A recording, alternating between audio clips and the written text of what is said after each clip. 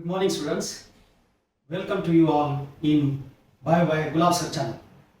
As a part of series of lectures, today's topic is alternations of generations in Pteridophyte. As you would have been learned that general characteristics of Pteridophyte. This is what very important topic, as it always asks in your board examination, your school examination, as well as very much concerned with the NEET. So let us learn about alternations of generations. As you know that in Bryophyte, Pteridophyte, even in algae and fungi, that two generations exist. One is sporophytic generation and another is gametophytic generations. These two generations, they alternately produce in the life cycle of these plants. And today we are supposed to learn about alternation of generation in Pteridophyte. See, as you are aware about that Pteridophytic plant, one of the plant fern. This is a sporophyte of the fern.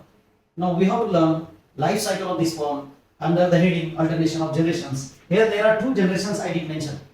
We have to get familiar with first that two generations and then we can learn about this life cycle. See, this is a sporophytic generation. As a part of definition and meaning of sporophytic generation is diploid. As a part of definition and meaning of word gametophytic, that is haploid. All the stages in this gametophytic phase exist in haploid form, and therefore here we can say this is a haplontic phase of this life cycle. Now in sporophytic phase you can see all right from zygote, that every stage, that every cell of that stage has two sets of chromosomes, and hence it is diploid, and therefore sporophytic phase is diplontic. So we conclude that gametophytic phase is haplontic and sporophytic phase is diplontic. So alternately these two phases produce. Sporophytic phase begins with zygote and ends with spore formation. Gametophytic phase begins with spore formation and ends with gamete formation.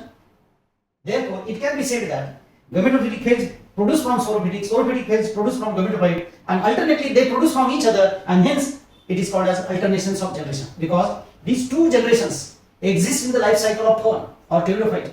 These two generations, gametophytic generation gives birth to the sporophytic generation, and sporophytic generation gives birth to the gametophytic generations. Now we have to learn in detail. Question can be asked, what is alternations of generations? Explain it with schematic flowchart or well-labeled diagram. So as a part of that syllabus or theory, how to explain it?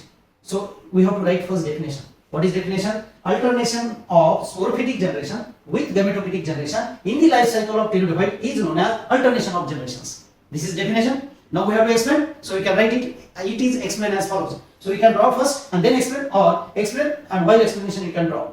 So to the part of explanation, first we have to begin with this sporophytic generation. So how to write it? First we shall learn about gametophytic phase. Gametophytic phase begins with spore formation. So how to write it? So just you have to mention gametophytic phase. Then you have to mention that gametophytic phase is a haploid phase. It begins with the spore formation.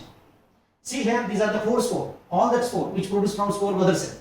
Now each spore can develop into gametophyte, and gametophyte of Pteridophyte is a prothallus. So these spore divide and redivide, they are haploid, divide and redivide mitotically to produce this heart-shaped structure, dorsiventrally flattened multicellular structure. These bears the antheridium and archegonium, rhizoids at their ventral side, antheridia and archegonia on their dorsal side.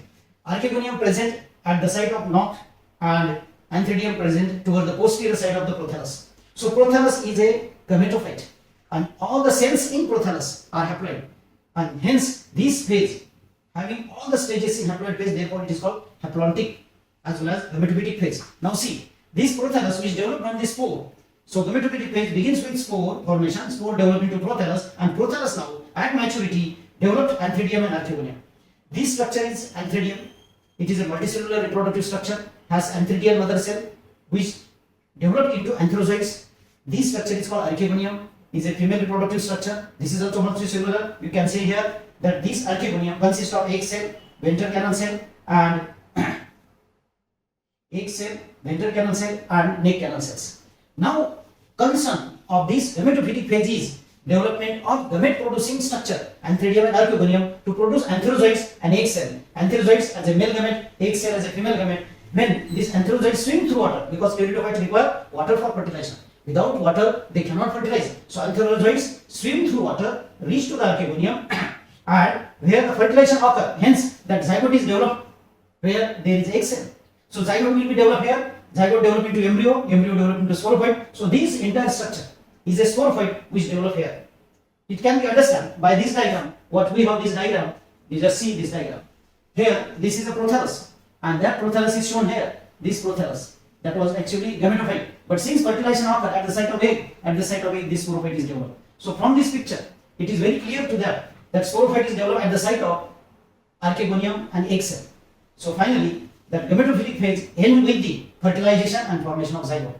Thus, gametophytic phase is completed. Now, second part, you have to heading as a sporophytic phase. So what is sporophytic phase?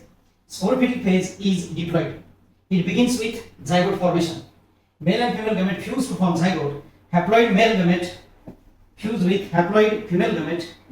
These two haploid come together, hence it becomes diploid. Now, sporophytic phase is the diplontic phase, begins with zygote. Zygote undergo mitosis, not undergo meiosis, not undergo reduction division. It undergo mitosis, hence that becomes multicellular structure called embryo. So zygote undergo mitosis to develop embryo. Embryo develop into this entire structure called sporophyte. No doubt this phase is sporophytic, but this structure is called sporophyte as this structure is called gametophyte. Sporophyte consists of a root-like root, consists of true roots. It consists of true roots, true stem and true leaves. Hence it is the first terrestrial plant which evolved as a land plant. So remember for NEET that which one of the following group of plants or plant is evolved as a terrestrial plant, land plant, because before that algae were aquatic and fungus supposed to be depend upon organic matter, but this is the first plant that evolved as a terrestrial plant because it is also tracheophyte.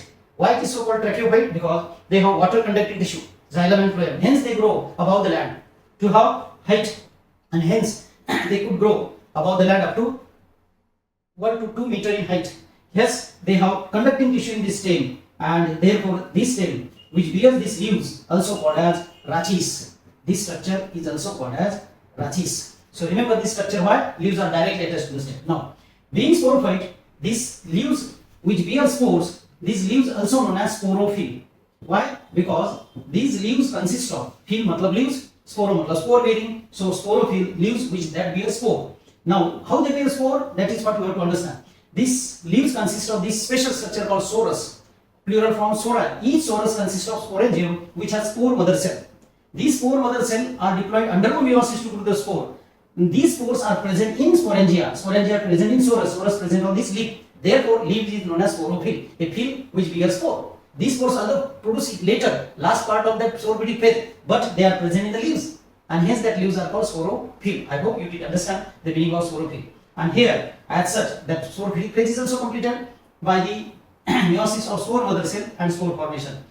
As we do understand that alternation of generation, so I did explain you what is sporophytic generation and what is gametophytic generation. I hope you did understand, and you also can draw this diagram. For more detail, you can go on net and see, same is written in the word. This is called schematic flowchart. This is known as schematic flowchart. This is written in word.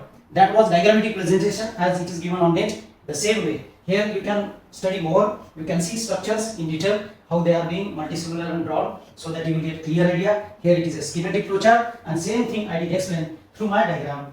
What is alternations of generation? Question can be asked for 5 marks. What is alternation of generation? Explain it with suitable diagram. Or question can be asked, draw a schematic flowchart or label diagram showing alternations of generation in Pteridophyte.